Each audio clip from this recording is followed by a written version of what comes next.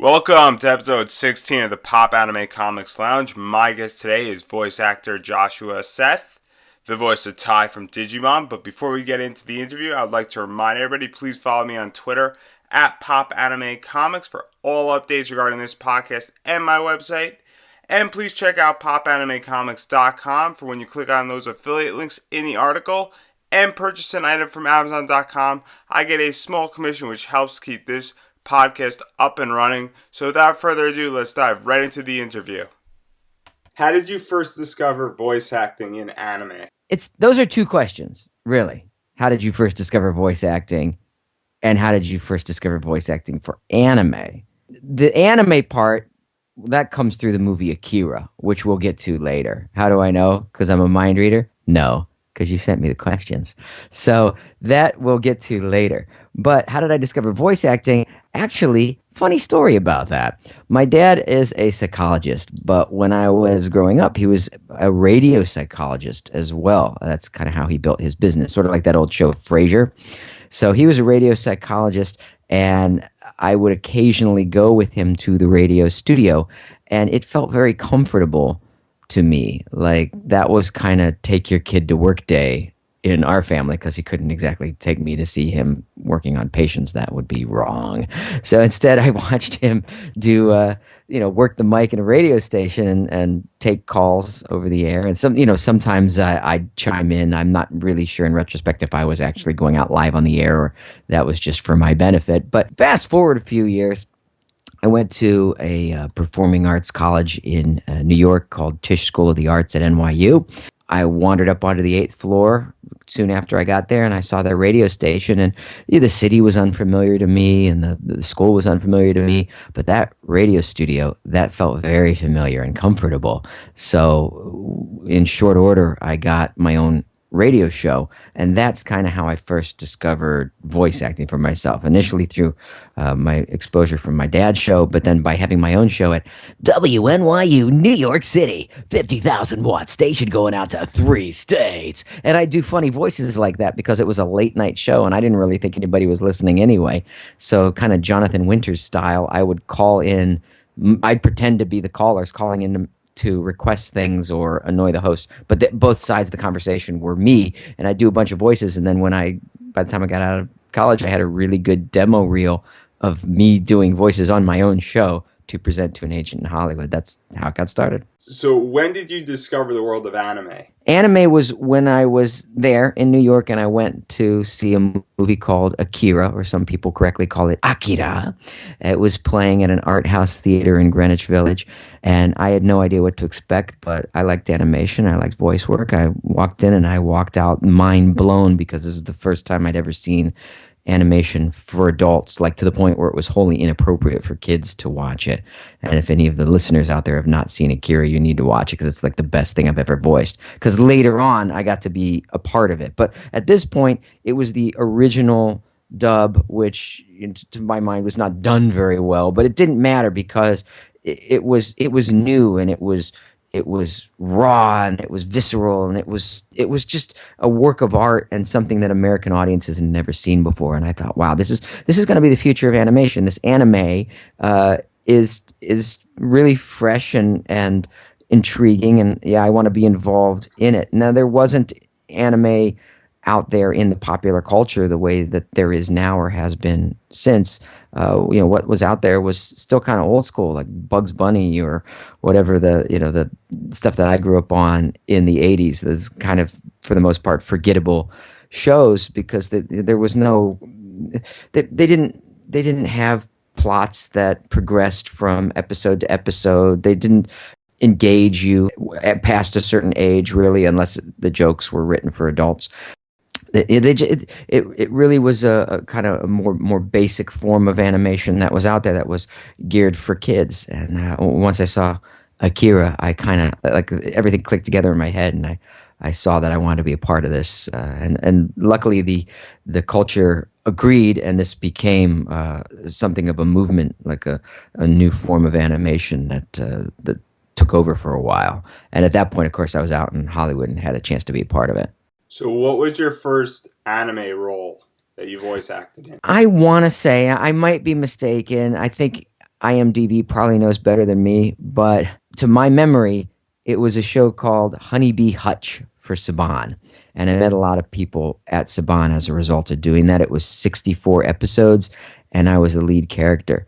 Now, I did do one little bit on something that Doug Stone hired me through. He's a director that became a friend out there and supporter.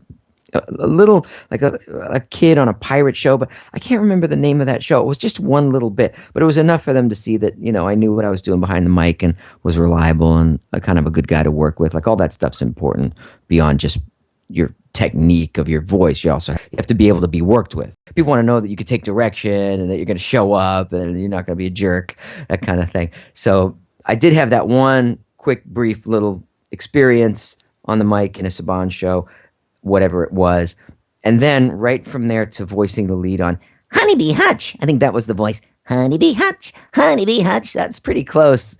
I don't know whatever happened to that series. It was pretty good, honestly, and it was very cute. It was for kids. It was anime. A little bee with these giant eyes, and I was the title character. And by the end of 64 episodes, man, like that was a good training ground, and I understood how to voice things for anime, how to match lip flaps, and do all the technical things necessary to voice a project that's already been animated previously. And I knew a lot of people in the Saban organization and ultimately in Fox Kids as a result.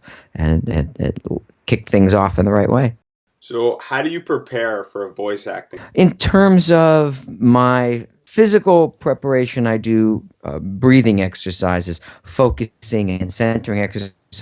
Actually, it's all the stuff that's in my book. I wrote a book, which we can get into later for anybody that wants to look it up. It's called Finding Focus in a Busy World. But ultimately, in terms of my physique, my voice, my emotions, my energy, it's all that focusing and centering work that I learned as an actor and that I now apply to voice work. In fact, I did it right before this call here today.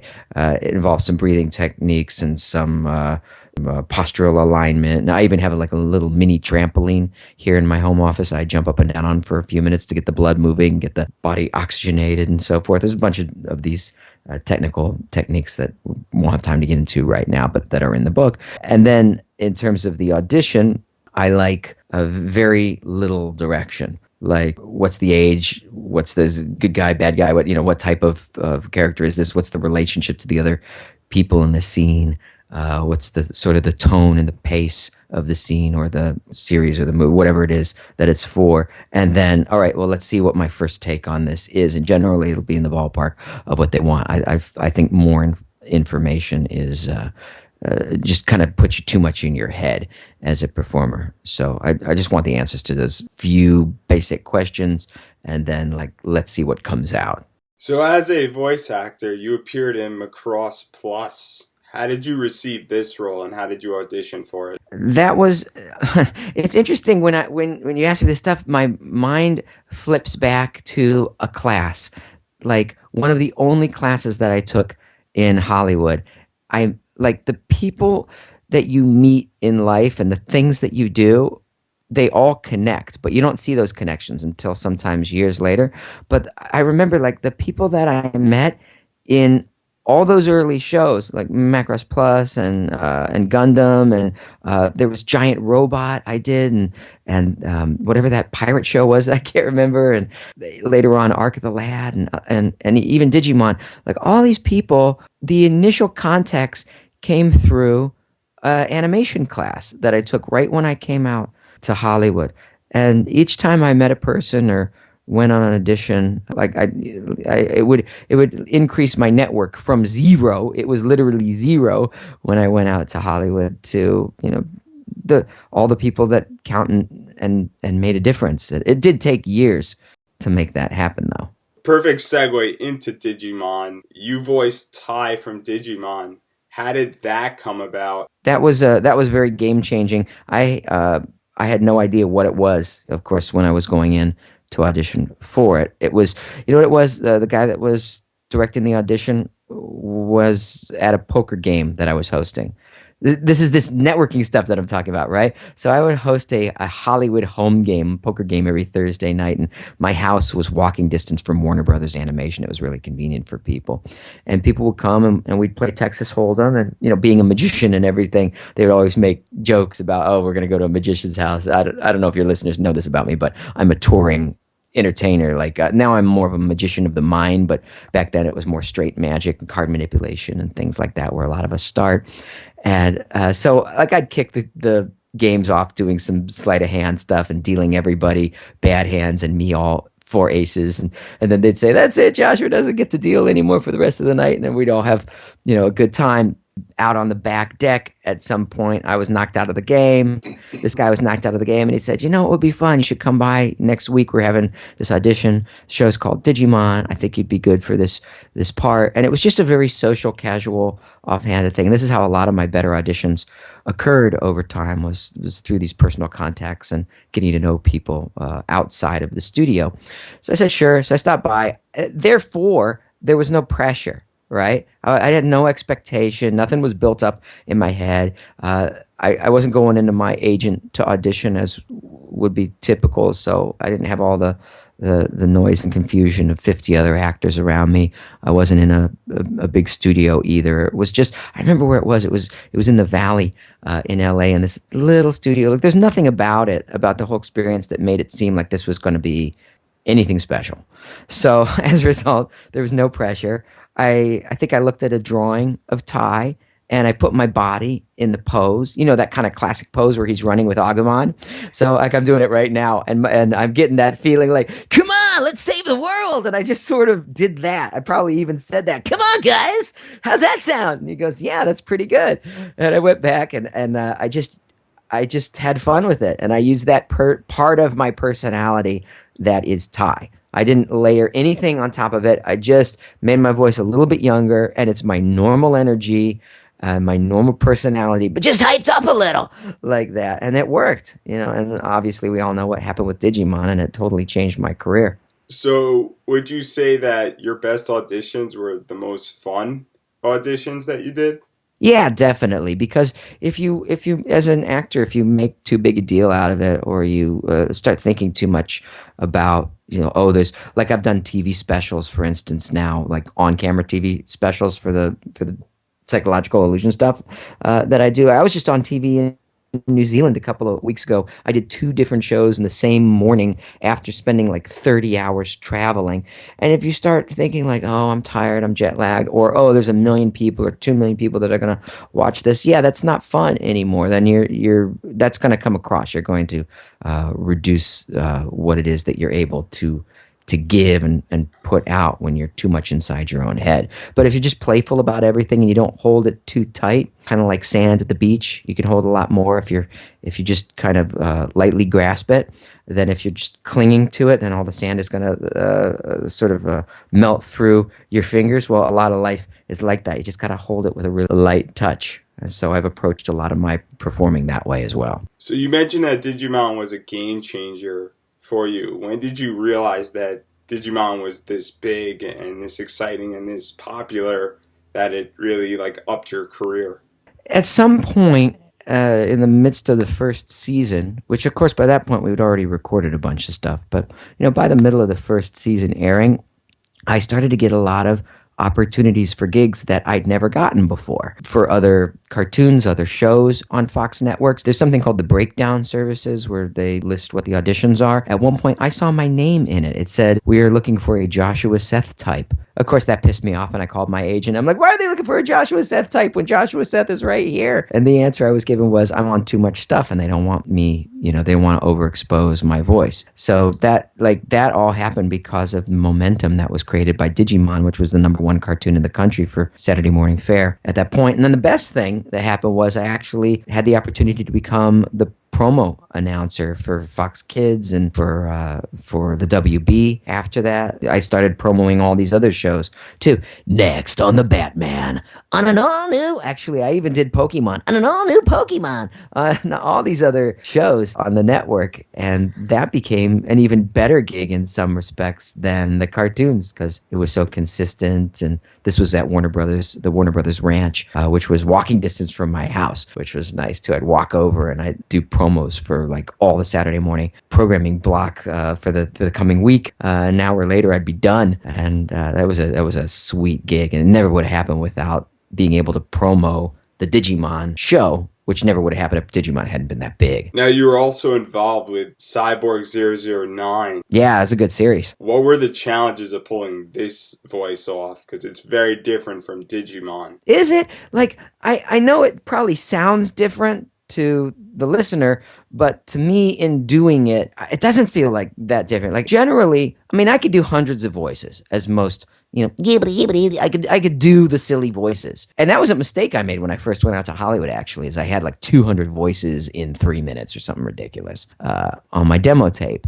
And then the casting director goes, well, hopefully they go, this guy is talented, but we don't know where to put him. We don't know what to do with him. And then all the stuff that I did that kind of hit was just some version of my own personality. The same with Cyborg 009. It's like, all right, well, that still feels like me, but I'm pitching it different. The technical aspects of the way that the voice is coming out, that part is different. So it sounds different to you, but the energy of me, that's the same. Does that make sense? Like, the one is the sound that you're hearing, but the other is the underlying oomph that's coming through, and that's really just still me. So it kind of all feels connected, even when it comes to like a villain that I would do in a video game or another movie, like Tetsuo and Akira, or like Chaos and Xenosaga, or Dio Eclair. It's pulled back in Last Exile and Xenosaga. I think both of those I played villains, or Young Knives and Trigon. Even when I'm playing a villain, I'm changing the pace, I'm changing the motivations, but I'm not changing who I am, because who I am is what I'm bringing to the role. Now to get to one of my favorite animes, and I think it's one of yours as well, Akira. Yeah. When were you approached to do a Tetsuo's voice? That was pretty cool. Kevin Seymour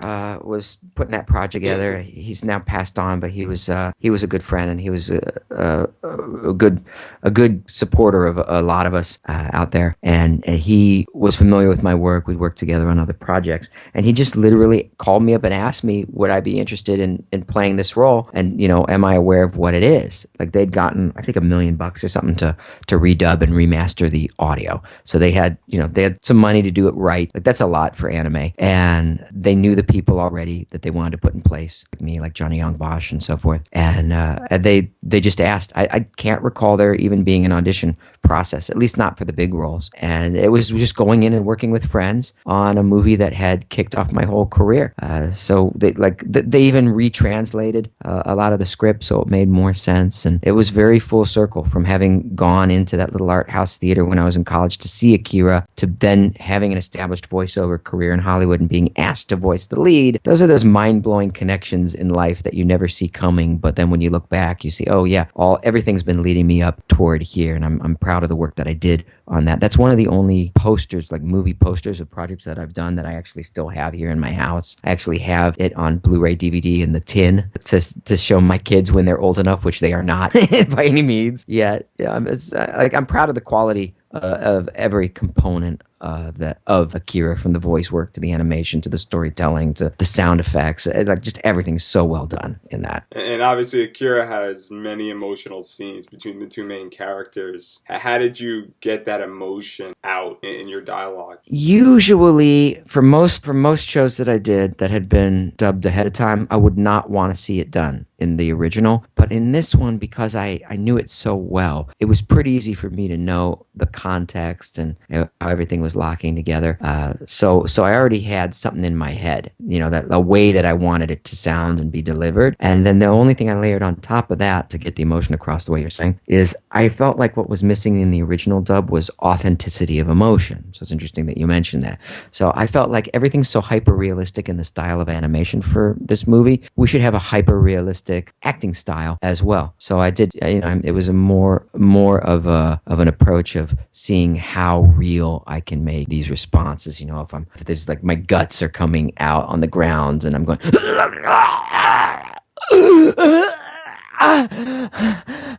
like that, like I would to some extent feel that right then when I'm doing it, and I would do the same thing in the recording session. Okay, listeners, by the way, I'm fine. I know that sounded traumatic, but I did stab myself in order to get that sound, but it's just a light flesh wound. Moving right along. So before we get into promos, do you have any advice for anybody who wants to get into voice acting or the anime scene and industry? Yeah, I mean, any kind of voice. Well, you don't have to go straight to anime. I mean, there's so many more opportunities now than when I started because of the internet, because of YouTube, because of the relative ease of putting product out. So you can get together with friends and everybody can take a role and you can create something. I think that's the best way to get started is create your own content, whether it's a podcast or radio theater in some way, or a YouTube video if you know somebody that animates or can, put together visuals in a way that can be voiced over. You get a group of friends together that are committed to continuing to put product out and don't wait for somebody else to say yes. That's my number one piece of advice. And then in terms of the voice acting itself, be an interesting person, have a life, because it's you that you're bringing to the characters.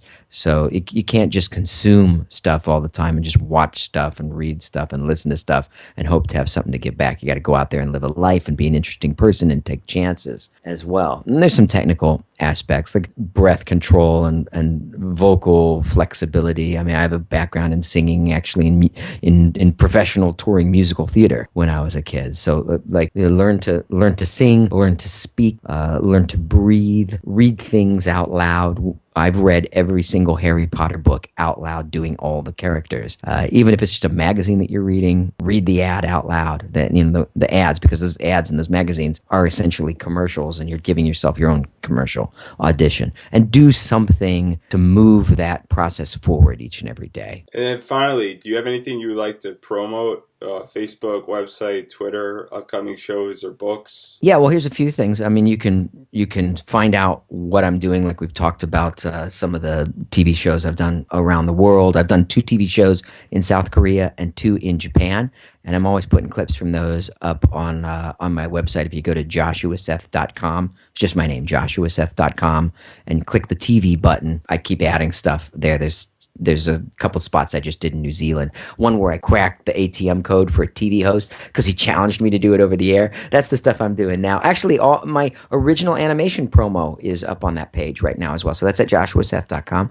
And then if you're interested in my book, you could pick it up on Amazon, Finding Focus in a Busy World, How to Tune Out the Noise and Work Well Under Pressure. I've spent most of the last year of my life working on this book project. It is everything that's allowed me to be successful in every aspect of my career, whether it's voiceovers, even just moving to Hollywood and making a dent there when I knew nobody, or I did college in 2 years. I did a 4-year program in 2 years. Like, this is all relating to focus, or changing my career. Now I live on the other side of the country. I do a completely different career. It all comes down to focusing techniques that I outline in that book. So that's on Amazon. Actually, just because you guys are supposedly, hopefully by this point, fans, I will even tell you where to get the bonus. You don't even have to buy the book. So if you're strapped for cash or whatever, I mean, book's what, $6 on Kindle or something? The audiobook is on iTunes or Audible. I voiced it myself. But the bonuses for the book, you would normally only know if you had the book. I will just tell you where that is right now, just because I'd like everybody, regardless of your funds, to be able to have access to this info.